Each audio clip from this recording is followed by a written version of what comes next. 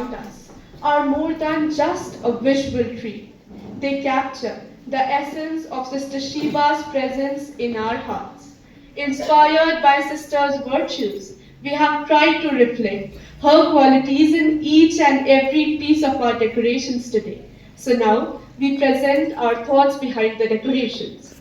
The stage is graced with candles, portraying the calm and composed nature of dear Sister Sheba. Her patience and optimism inspire us each day to be a better version of ourselves. Just like a candle illuminates one's path in darkness, our sister guides us towards the right path and enlightens us through tough times. Dear sister, you always wear a red.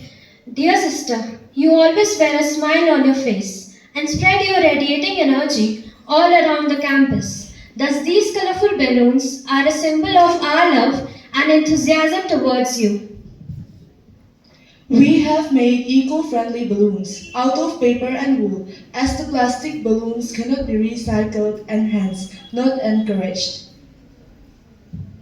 The moment we step through the blue gates of Ramni, our eyes are welcomed by beautiful butterflies gently wandering over the blossoms in the garden, each one a symbol of transformation, hope and beauty. Just as butterflies bring life and color to nature, Sister, under whose loving guidance our school flourishes, has nurtured us with care and patience. The well-managed garden reflects her dedication, while the beautiful butterflies reminds us of her ability to inspire growth, change and grace in all of us.